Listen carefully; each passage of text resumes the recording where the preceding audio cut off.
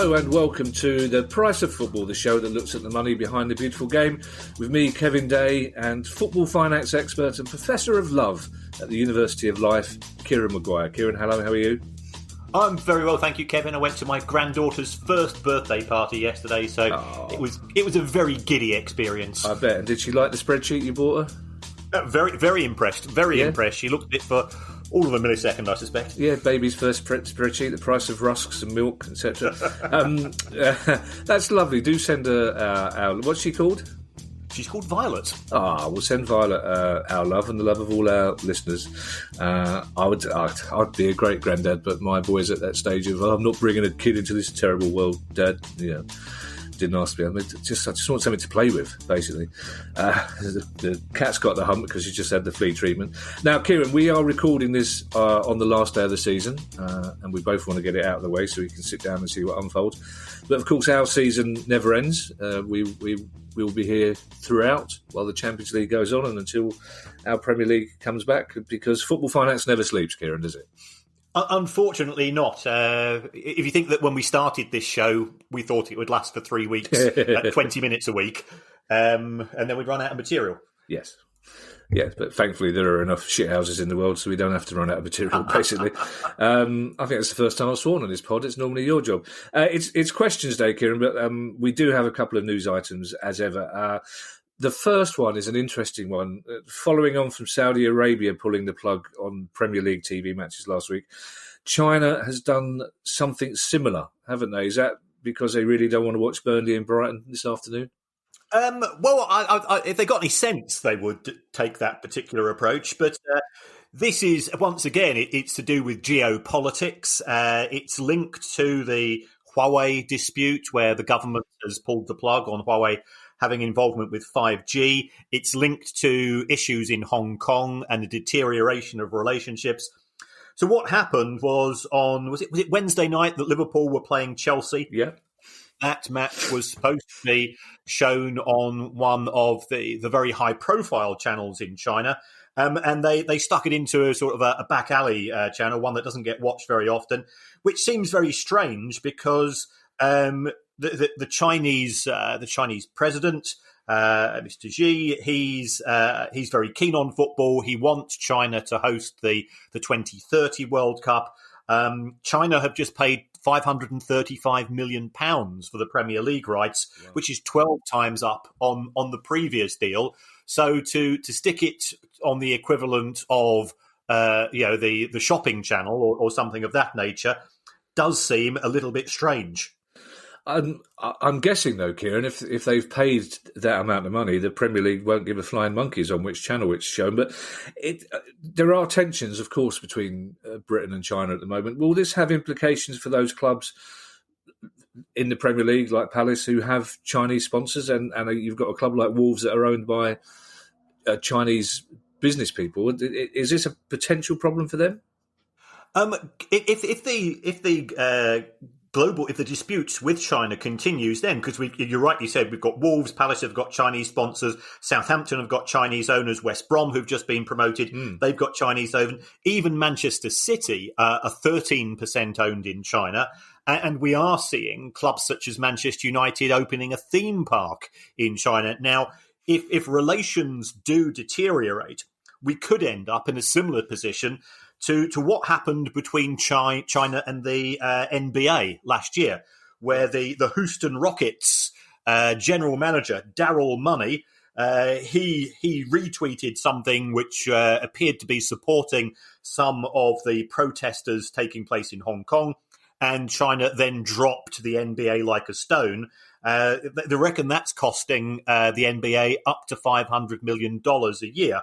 Wow. In terms of they've got academies there. Chinese people are very keen on basketballs. The sales of merchandise are very high over there and things of that nature. So it could be awkward. It'd be interesting to see what's going to happen today with the final round of fixtures. Whether the Chinese authorities decide to give the Premier League the benefit of the doubt. But remember, it was only 3 or 4 months ago that China fell out with Mesut Ozil, almost as much as Mikel Arteta appears to have fallen out with Mesut Ozil. in the sense that when Arsenal were playing, because he'd been in support of some of the Muslim issues taking place in China, that they refused to say his name. So every time he touched the ball, there was just total silence. Admittedly, he helped them by not touching it too often during the 90 minutes.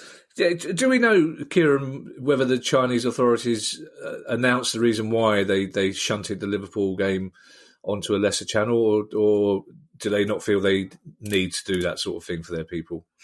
At present, there's been no formal announcement. I know that some journalists have asked the question, but neither the Premier League nor the Chinese authorities and the Chinese TV channels have commented to date. If the dispute between the UK government and China escalates, perhaps things might become a little bit more testy, and we might see some pronouncements coming out from China as to the reasons why they're unhappy with issues to do with Premier League broadcasting. Okay, well, very much closer to home, Kieran, Wigan is a situation we've been keeping an eye on very closely. They've got a competition on their hands now because it looks like they've got two preferred bidders and, of course, the ongoing points appeal. Yes. So, I was talking to somebody from a Wigan podcast last night, and they were saying they've now raised £180,000, which is an amazing achievement. But as far as the administrators are concerned, it's a case of one step forward, one step back. They had a deadline for bids of the 22nd of July, which was last Wednesday. They then announced that they had a preferred bidder on the Wednesday, and then 48 hours later, they put out another announcement to say that preferred bidder had pulled out because they failed to satisfy the first test. And I think the first test is evidence of proof of funds. Apparently, there are 5 serious bidders with regards to taking over the club. So it's good to see that there's interest. I've got to be honest, given my own experiences many, many years ago of working in the insolvency business, you do get a load of chancers, a load of tire kickers, a load of fantasists involved. Whenever you're trying to sell any business, you throw the football into the mix and it's probably going to amplify them. So I do have sympathy with the administrators. They have got a tough job. What they're having to do at present is to sell players in order to pay the bills. And clearly that's only going to weaken the position if they're also trying to negotiate to sell the club for as high a price as possible. But it's quite encouraging, though, Kieran, isn't it? Considering we're still waiting on the appeal for the 12-point deduction, and technically they have been relegated. It's quite encouraging that 5 people are still interested in buying the club. And if you say 2 of those are, as you call them, tire kickers, that still leaves 3 people that are interested in buying a club that could possibly be in League One next season. Yes. So the appeal, again, in the administrator's announcement, they confirmed the appeal, and apparently it will be held by the 31st of July. So there's nothing to stop them from carrying on negotiations with a prospective buyer, and no doubt that the price will be linked to the outcome of the appeal. It looks as if the appeal costs are going to be somewhere in the region of £400,000 to £500,000. So that is a considerable amount of money. Again, that might result in more player sales to fund that. But if it does result finally in Wigan retaining their championship status, then they will more than recoup that in terms of the price that somebody would be willing to pay for the club. Yeah, and by the way, if anybody listening wants to help Wigan raise funds to pay those bills, you may remember we had Caroline on 2 weeks ago, I think today, from the Supporters Association, talking about helping the administrators to keep the club going through this crisis. And she persuaded, I think is the right word. So I'm hosting a quiz night on Thursday for Wigan fans, for anybody to join in, basically via YouTube. We'll send a link out for that. I should have checked where you can go to get the link now. It'll be the Wigan Supporters Club website or the club website. You know me, Kieran. I'm big picture, not details, but that's already sold a lot of...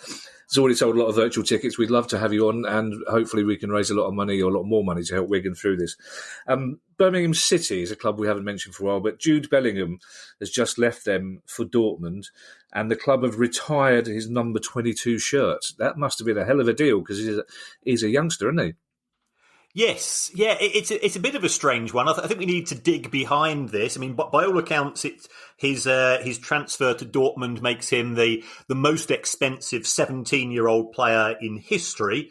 But to retire a shirt for somebody who, throughout his career, has contributed 4 goals and 2 assists does seem a bit extreme. But then you look to see what's been happening with Birmingham City themselves. Their last win was on the 11th of February. They finished 20th in the Championship. I don't know whether you saw on social media some of the pictures which came out just before they played their final match, but fans were attacking cars as they went into the ground. I presume that could have been executives or players.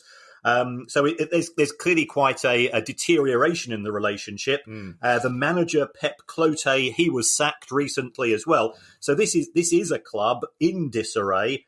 It could be that the decision to retire the shirt is a smokescreen to try to divert people's attention behind more serious matters in relation to the club.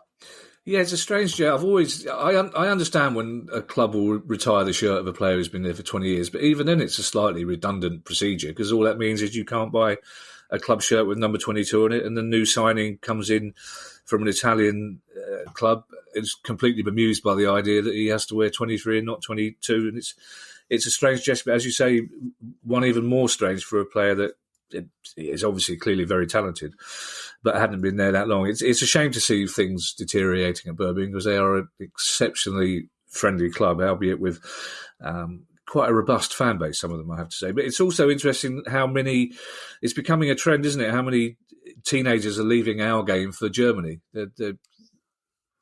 Yes, and I think the reason for that is that there are clubs such as Dortmund who are seen by players as development clubs, and there's a genuine fear, I think, amongst some of the talented players here in the UK that if they move to one of the giants of the Premier League, they become at best a squad player, and they end up playing their matches in the League Cup with cameos coming on when they're 3-0 up.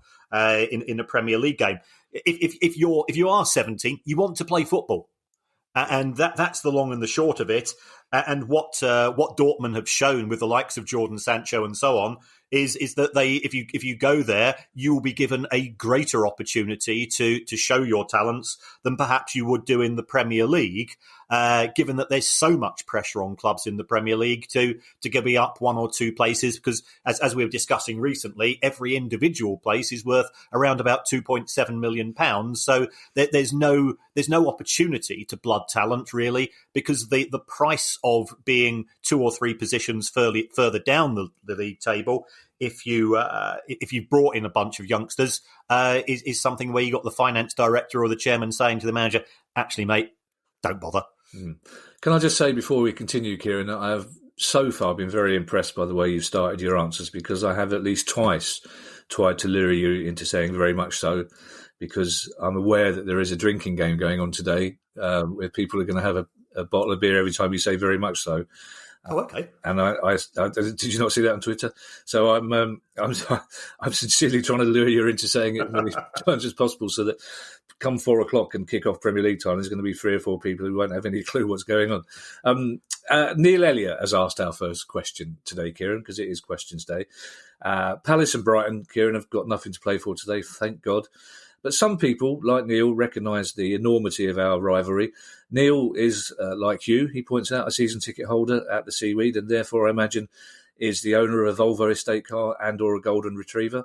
But Neil has noticed a much larger police presence at the Amex and Selhurst when we play, and wants to know who pays the police cost, and more importantly, probably for you, where does it appear on their accounts, and do the Sussex Police invoice for the weapons they pretend to have found on Palace fans? I added that last bit. You don't need to answer that.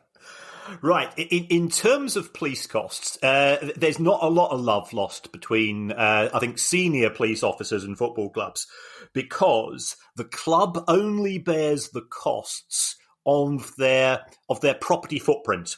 So therefore, that would be the stadium, that would be the the concourses outside, and so on. So I went into Hansard to research this one. The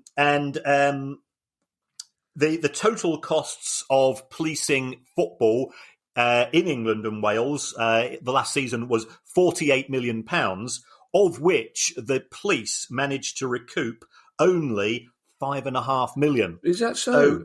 Yeah. So everything that takes place in the streets outside is borne by the local authorities. As it would be for concerts, as it does for pubs, as it does for political conferences, because we have those in Brighton as well. So 90% of the police cost is being borne by the external community. Now, you could argue that football clubs actually attract huge sums to the country, so that is sort of recouped by other parts of the business and other parts of society. But the police themselves aren't over happy because their budgets have been hit quite significantly, and as a consequence of that, they're looking to recoup as much money as possible. With regards to his second question, where is it disclosed in the accounts? It's embedded within admin costs, so it's never broken out separately. So what you would have to do is to put in for a freedom of information request to your local police authority, and they will be absolutely delighted to have to trawl through their invoices to find out how much they have charged for individual clubs. Oh, yeah, we know how delighted the Sussex police are when they get a freedom of information request. Don't worry about that. You surprised me, Kieran. I genuinely thought that the club paid far more of the police cost than possible, which it might explain why. I mean, in our day, when we first started going to see football, there was probably as many coppers as there were fans. But I have to say, apart from probably the London derbies and the Brighton game, the police presence at Selhurst Park is very low profile. You very rarely see the stewards are the ones bearing the brunt of most of the security work. So that obviously explains why. That's very interesting. Simon Rout has asked a good question. We talk about this quite a lot, the NFL and the apparent democracy of the way the NFL and American sport works in general. Simon wants to know, would there be any merit in an NFL-style academy system here in which academies are centralised, perhaps through universities, he suggests, and at the end of the season, clubs are allocated picks based on performances? I suppose the big difference between us and the American system is that we have relegation and they don't. Very much so. Thank you. The NFL system is a closed system, and there are very tight links between US universities and the NFL itself. I've had the pleasure of teaching in the States, and having seen the sports facilities that the likes of Stanford and so on have. They can have a capacity of 30 to 40,000 for college football. So college football in the States is a huge money earner for universities, whereas again, having taught at universities here in the UK, it's fields. Yeah. So it simply wouldn't work from a financial development point of view, and also I think from the club's point of view, there is no desire from UK clubs, because they want control of players from as early an age as possible. If you take a look at player development, clubs are signing kids at the age of 6, 7, and 8, and they want to have control over their development rather than to put it in the hands of outsiders such as university, sports academics and so on, and coaches there. Yeah, and I suppose as well the big clubs will argue that they don't want the system democratised. Really, they're going to finish in the top 6 come what may, so they still want the best of the talent. And probably the last thing they want is for clubs like Palace and Brighton to be able to pick the best player every year. This is a question I've meant to ask you before, Kieran. They do have a sort of transfer system in American sport, don't they? But not anywhere similar to ours. That's right. It's a swap system rather than a transfer system. So you can get traded, and certainly looking at American franchise sports, the players have relatively little control as to who they play for. You have to really kick up a stink to reject a transfer. You right. will be traded, and you are very much a commodity. But it is very much a case of one in, one out. That's how the system works, because they have effectively fixed rosters of players, so they are limited as to the number of players that they can actually employ at one time. Right, okay. Well, now, Guy was obviously paying attention for this early part of the pod, because the next question is linked to the question I just asked later on. I had to do some jiggling about because he obviously got bored halfway through. Jordan Hancock has asked a question. Now, I'm including this question because it's about something we do mention a lot, but it's something I still don't fully understand, if I'm honest. And Jordan's question is, how can the EPPP panel, the Elite Players Performance Plan panel, make decisions that so clearly disadvantage lower league clubs and disincentivise them to maintain academies only for their best talent to be scooped up by Premier League teams? So could you give us a little overview of that situation, Kieran, and before answering Jordan's question? Sure. The Elite Player Performance panel, or whatever it's called, EPP. There isn't a panel as such. What used to be the case, and I know this is something which we've discussed with regards to John Bostock of Palace on more than one occasion, is a replacement for a transfer guesswork panel. So the way that EPP works is that if you start off your career as an 8-year-old at Exeter, if you move to a bigger club, then the fee is fixed according to a tariff. So you will get so much money, and it can be as little as £4,500 if you've been 1 year as an 8-year-old. And to a certain extent, that should be the case, because we shouldn't be treating 8-year-old kids as commodities to be bought and sold by football clubs. So there are fixed fees for the number of years of development in relation to where the person started, and that's also linked to the category of the academy. So there's category classes 1, 2, 3, and 4, and again, Palace have just achieved category 1, which means a significantly larger investment in terms of well-being of young men, as well as anything else. EPPP also scrapped what was referred to as the 90-minute rule. And the 90-minute rule was that you were not allowed to recruit academy players if they lived beyond a 90-minute travelling distance from the club's training facilities. So Manchester United weren't happy about this, because that effectively put a limit, and and if they wanted to get players from London or places like that, they weren't historically able to do that. Well, that rule was scrapped, and this went through at around about 2015, 2016, and this was agreed between the Premier League and the EFL. And the EFL clubs effectively sold their soul by, at the same time, they got a guaranteed percentage of the Premier League evenly split TV money. So therefore, that was the quid pro quo at the time. If that player goes on to play in League 2, League 1, Championship and so on, again, a new tariff kicks in.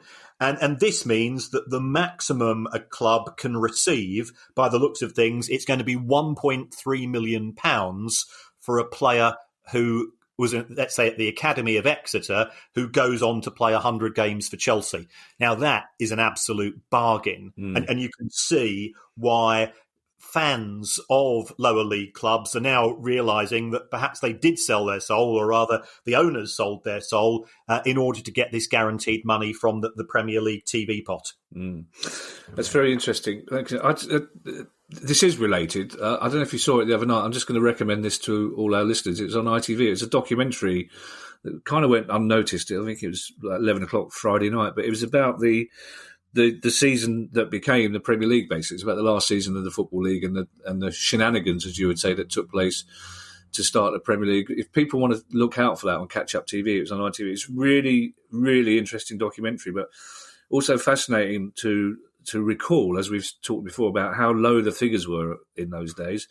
And also that they were still peddling, as we discussed 2 weeks ago, this idea that the Premier League wasn't to make money, it was to make English football better. So that's something I could highly recommend. Now, Graham Buchanan has asked a very interesting question, potentially very significant question, as he said that apparently private equity group CVC is looking at buying 20% of Serie A for $2.2 billion.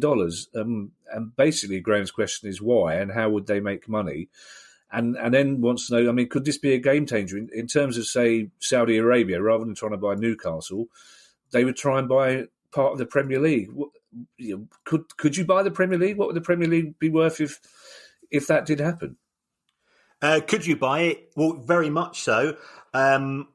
We've seen with CVC that they have bought 27% of the Aviva Rugby Premiership. They've just signed a deal to buy 14% of the Six Nations Rugby, and they've also got investments in Formula One. So their logic is this is a huge investment fund full of people that make my spreadsheet activities look very amateur, I can assure you. And what they want to do is that they want to get involved in the commercial decisions to sweat the rights, to sweat the value of the Premier League. Especially, I think they're looking to the value of streaming the game. You know, that's where that's the Xanadu, I think, of TV money or broadcast money over the course of the next decade.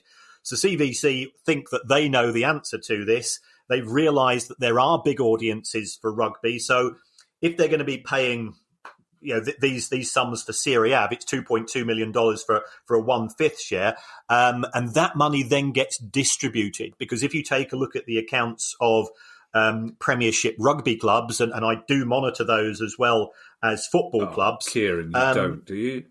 Well, I've got a few rugby friends, and well, of course sometimes you live in Sussex. You're a Brighton fan. You know more rugby fans than football fans, but you haven't got enough time in a day, Kieran, to start mucking about with the handball foul. well, you see, I played for Trafford Cricket Club, and we were affiliated to a rugby club for the best part of 30 years. So I've always done rugby club accounts, and because I used to do the accounts for them, I used to get tickets each year to go to Twickenham to watch the rugby, which I always found a bizarre experience. Yeah. So I just sort of started to do this as a bit of, I had the occasional 3 a.m. slot on a Thursday, which was looking a bit quiet. So I started to build up that database as well. Right. Okay. I had the misfortune, 5 Live sent me to a varsity game at Twickenham once, which ended up 6-3. And the only good bit about it was there was a bit of slappy pushy between some very elderly Oxford and Cambridge fans. And at half time, somebody had a heart attack, and the PA announcer said, "Is there a doctor in the house?" And 40,000 people stood up. Basically, it was a long day. The Premier League, if CVC, for example, were to buy 20% of the Premier League, we're always talking about the fact that the Premier League is made up of the clubs that are in it at the particular time, and that any decision needs a 14-club majority. Would CVC then be looking to influence those decisions made by the clubs? Because obviously, if there's that much money involved, you'd think they would be lobbying, or I nearly said bribing, then that wouldn't be the right word, but if they've got that much vested interest, they're not going to sit back and let, say, Sheffield United and Palace ruin it by voting for something they don't want, are they? I think their voices clearly would be heard. What would happen under these circumstances is if they had a minority investment, because when they tried to buy the Aviva Premiership, initially they were trying to buy 51%, and the club said no. They didn't want CVC to have control of decision-making, right, but their voice would be heard. I think what would happen in terms of CVC's investment would be that they would have some influence over the Premier League decisions, which affect the whole of the division. So it could be on the number of packages of matches that were being sold. It could be for the central Premier League sponsorship arrangements and advertising arrangements. So they could be pushing those to individual countries and things of that nature. They wouldn't have much influence over individual clubs. For that, they would have to get involved in terms of trying to buy all or part of a club. Yeah, I mean, this is probably naive of me, but I'm slightly uneasy about this. I mean, it's one thing for a company to sponsor a league, but to own a league, it seems, is a step too far for me. Now, our next question comes from Adam Bull. Now, Adam Bull lives in Spain. We could be here all day with that information, frankly. I don't know why, because I've got a childish sense of humour, but it just made me smile a lot, the fact that Adam Bull lives in Spain. But this was a question. This is where Guy obviously gave up because this question was tacked on at the end, and so obviously should have gone after the Italian question. But Adam, now this is interesting, really, because it's something we have sort of skirted around. But in Spain, says Adam, where Adam Ball lives, there doesn't seem to be the same dodgy takeovers and financial scandals as there are here. So his question is, what makes English clubs so vulnerable? Is Adam right, or do they just have a different sort of financial scandal in Spain? There are certainly shenanigans in Spanish football. There's no doubt about that. But the big difference between English football and Spanish football is that the clubs are very much community owned. So, both Barcelona and Real Madrid are members' clubs. Yeah. So this means that the issues which we've seen in English football, which have always tended to be with somebody who has come into the game who ticks the wrong-un box, that can't happen to the same extent in Spain because ultimately the club is answerable to the members. So the democratization of football in Spain acts as a counterbalance to the people whose interests aren't in the best for the community, not best for the fans. The downside of that is that you've got club presidents at clubs such as Barcelona and Real Madrid, and they are spending most of their time trying to get re-elected for another 1, 2, 3 year term of control of the club on a day-to-day basis, and therefore they can make decisions which are perhaps in populist on a short-term basis, but might not necessarily be in the best long-term interests of the club. The best type of owner is a benevolent dictator, somebody who has got big pockets, who can see the benefits of long-term investment for a club, because then they can have a long-term strategy. The number of people who tick that particular box are relatively few and far between. So that's why we've seen, we've spoken about Wigan this morning, but Wigan have had 3 owners in 2019-20, and we're hoping they're not going to get relegated, but there's a fair chance. Charlton have been relegated. What's happened to them? Oh, they're on their 3rd owner of the season. Yeah. The other club that's been relegated from the Championship, Hull City, well, you just go and you look at #alarm out. There's a toxic relationship there between owners and fan base. This is what happens when people aren't focused on the same ideals, and there's poor communication links between boardroom and fan base. Well, almost the first thing that Alarm did when he came in was try and change the club's name, which is an indication that he didn't know much about football.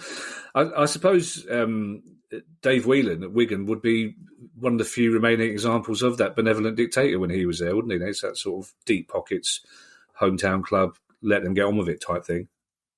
Yeah, and also, I mean, I know somebody that used to run Wigan's bank account who would go up and see Dave Whelan on a regular basis, and he said he's not met anybody who had the same degree of knowledge and control over how a club spent its money and agreed contracts as Dave Whelan did at the time.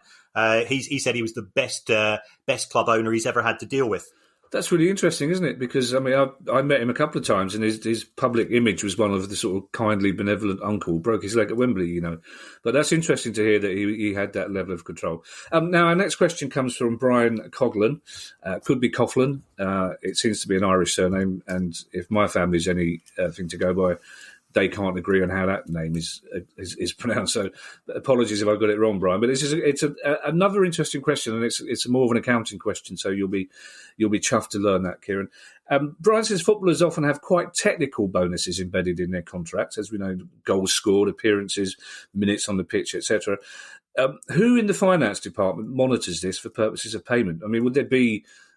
I nearly said a clerk there, but it's not a carry-on film. I mean, would there be somebody whose job it is to keep hold of that, or is there an automated alert system for when these bonuses kick in, or is it something that's done at the end of a season? Because he's right. I mean, there are some quite complicated bonus things going on. So is there somebody whose job it is to keep an eye on those? Yeah, this ultimately would be the job of the finance director or the club secretary, and they would literally be at a match. A bit like some people accuse me of times with a spreadsheet open, ticking things as they take place. Yeah, Kieran, it's their job. You've paid a ticket to watch the game, Kieran. That's why it's wrong for you to sit there with a spreadsheet, and right for them to do it because they're being paid to do it. You're paying. Never mind. Yeah, but if you saw Brighton versus Newcastle, you'd probably join me. Well, yes, I can't imagine any circumstances in which I'd be sitting in the Brighton game with a spreadsheet, and things would have gone very badly wrong in my life if that's unless it's keeping me warmer and a white. But anyway, carry on. But also, I suspect the player's agent will be equally monitoring these figures. It's exactly the same. I play fantasy football along with my mates, of course, and we get our tables each week, and we all go down the table. We say, "Oh, hold on, you've missed an assist there. You've missed a clean sheet bonus there." The player and agent will be fairly. The players knows where they've done an assist. The agent knows when they've got a clean sheet bonus due, and things of this nature. So, if the pay packet, and the way that the pay packet is likely to be sent to the player, it will detail out the nature of the agreed flat fee plus any bonuses due on a monthly bonus. That will be checked by the player and his representatives as well as the club. Okay, I'm going to resist the temptation to suggest that your version of fantasy football would involve a Russian lap dancer because you're a grandfather now. But speaking of fantasy football, and well done, Guy, because it's almost like he's subconsciously put this question here. Chris Devine has asked us about something similar to fantasy football. Chris Devine says he discovered an article in the Yorkshire Evening Post revealing that a Leeds fan has a job collecting data on the club for the computer game Football Manager, and this involves him watching games, reserve games, and all sorts of stuff. Chris wants to know whether Sports Interactive, the creators of the game, have ever consulted Kieran or asked you for your spreadsheets for financial insight to develop game scenarios. Now, that sounds like a humorous question, but I used to do a podcast with Mark Chapman and Graham Poll for a highly rated football game. And on several occasions, they were approached by Premier League clubs for their database because some of these computer games have tabs on every single league in the world and the young players coming through in the financial situation. So Chris is right. You could probably cash in a little bit on your spreadsheets, couldn't you? If some of these games came and knocking. They've all got my email address, but. As far as Football Manager is concerned and Sports Interactive, they do have an army of scouts. So practically every EFL football club, Premier League football club, Scottish football club, but overseas as well, is being monitored on a regular basis. And this data is sent back. And what you see on Football Manager, you see a front screen which might contain 15 or 20 characteristics of the player.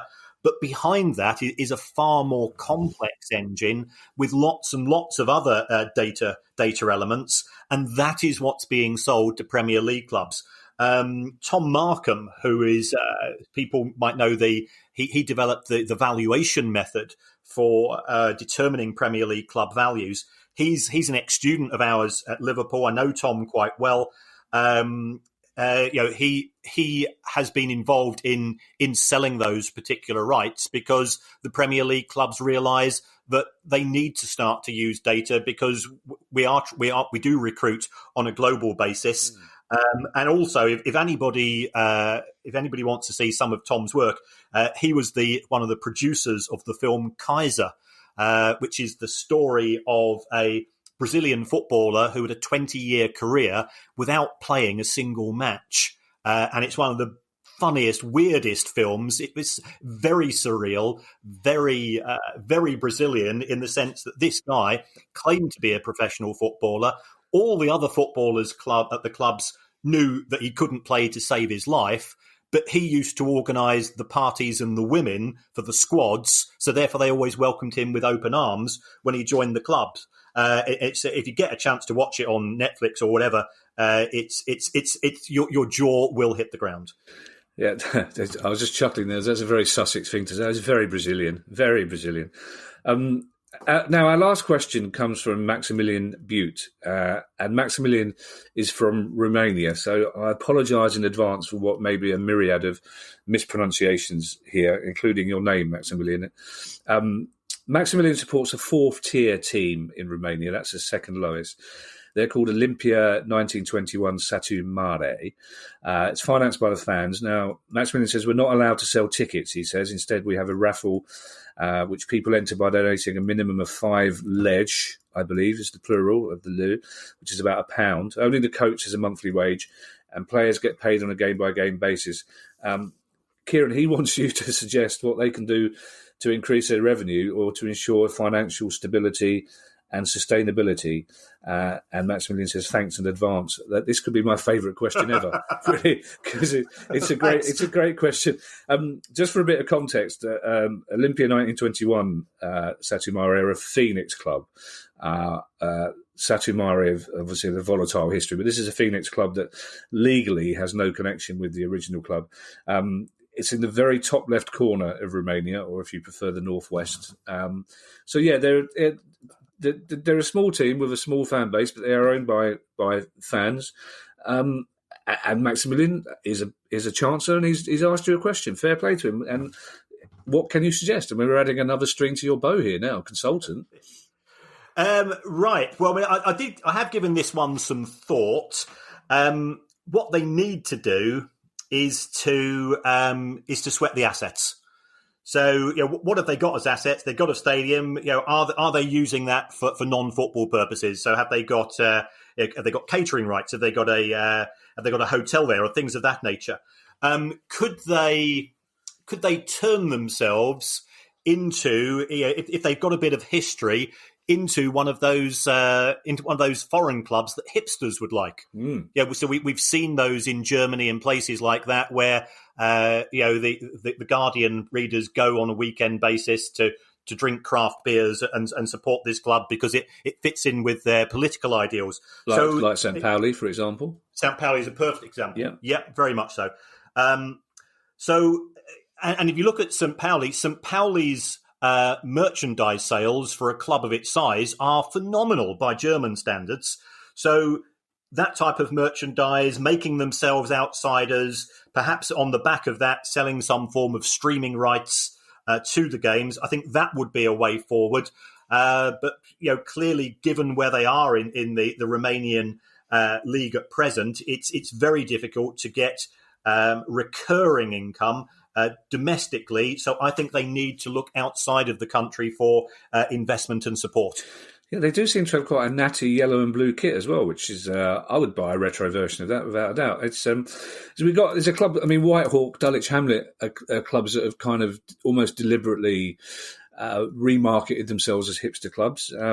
We will be talking to some people from Clapton FC who are sort of deliberately marking themselves as a left-wing club. So that's good advice there for Maximilian, I think. And I think, as you say, there are enough hipsters throughout the world, throughout Europe in particular, Brighton, let's put it. There's hundreds of Brighton fans looking for a second club, aren't they? And I'm sure Olympic 1921 Satu Mare would be right up their street. Maximilian, I hope that helped. Again, apologies for the pronunciation. And Kieran will be invoicing you for quite a lot of money in the near future. I think what we should do, Kieran, is once this is over, we've already promised that we'd be going to Grimsby for a jolly. So I think we should do a Grimsby, Romania, and find another trip. That'd be great. I'm sure the Baroness and Ali wouldn't mind that at all. So where are you going this weekend, darling? Just Kieran and I just going to Grimsby and in Romania. Probably Scunthorpe. That's right. It could be like the trip, couldn't it? We could go to we could taste in local restaurants and give our considered opinion. Except I suspect you might be drinking more of the wine than me. Yeah, well, you're a teetotal, Kieran, so that's a given, basically. I mean, it's very impolite, I think you'll find, to go to other cultures and not drink their alcohol, essentially. So that makes me a better person, which is a good way of ending this pod. Maximilian, seriously, thank you for that question, and we will keep an eye on your situation because it just proves. Again, I was really chuffed to get the question because I'm delighted that we have people listening to us who support Real Madrid and people who support Olympia 1921 Satu Mare. So we have listeners all over the world and they're always very welcome. If they have questions, and we will answer your question about any team, any level, any country, it's questions@priceoffootball.com. A big afternoon ahead of us. I honestly don't know, Kieran. I feel terribly disloyal in that I don't particularly fancy watching the Palace game. I do fancy watching everything else unfold because there's some big issues to deal with. I mean, it's the bottom of the table. I'm less fussed about Europe, but the bottom of the table is going to be a really interesting 2 hours, isn't it? Yes, very much so. And I suspect we might have a price of relegation show on Thursday. Yes, let's do that because the pod will be continuing, as you say, throughout the season. One thing to look out for in the Palace game, by the way, is that if we don't score 3 goals, and we won't, we will be the first team ever in Premier League history to not score 2 goals in any game and still not be relegated. So there's a little fact for you. Plus the fact that Alexander Sørloth, who we sent on loan to Trabzonspor, has now scored more goals than the entire Palace game scored this season. So that's an indication that we might need to score more goals, Kieran. So which are you going to watch your game, or are you going to watch things unfold? Burnley versus Brighton. I'm going to watch the action. I quite like the adrenaline, and there's going to be no adrenaline at Turf Moor today. There'll be more adrenaline than at your granddaughter's birthday party yesterday. It could be Sean Dyche's last game as Burnley manager as well, so we'll keep an eye on that situation as well. Kieran, have a lovely day, and I'll see you again next week. And take care, everybody. Bye-bye. Stay safe, boys and girls. The price of football.